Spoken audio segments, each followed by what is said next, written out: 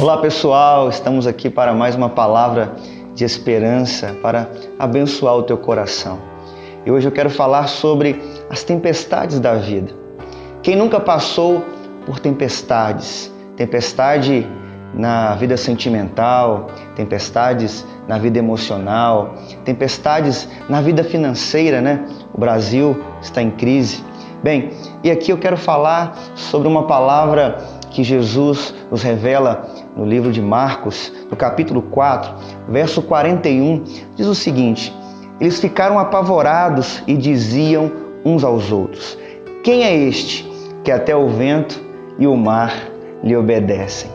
No primeiro passo aqui que me chama a atenção é pescadores que estavam com Jesus, chamados por ele para caminhar, chamados assim de discípulos. Só que antes de serem discípulos, eram pescadores, homens que entendiam de mar, já haviam passado por diversas tempestades no decorrer de suas pescarias enquanto profissão.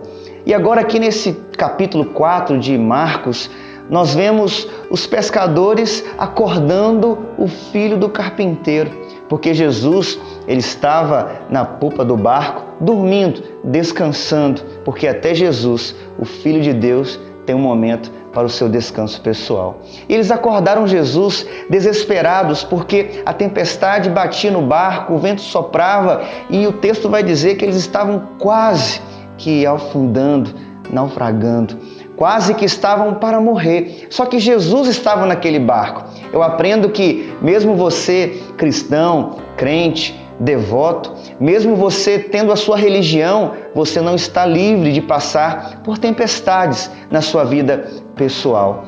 Bem, mas a minha oração e a minha palavra para o teu coração é que você possa crer que eles estavam querendo saber quem era, é o Filho de Deus, o Cordeiro, o Príncipe da Paz, o Pai da Eternidade, o Deus forte, o Deus que Lucas vai dizer no capítulo 1, verso 37, que para Ele não há nada impossível. Esse Deus que Paulo falou, agindo o Senhor, quem impedirá? O mesmo Paulo vai dizer, Ele pode, você pode, todas as coisas no Senhor que nos fortalece. Era esse que estava no barco da vida deles aquele dia, que o barco calmou, né? A tempestade se acalmou, o vento cessou, que hoje Ele é o único que pode transformar as tempestades que você está passando em grande calmaria.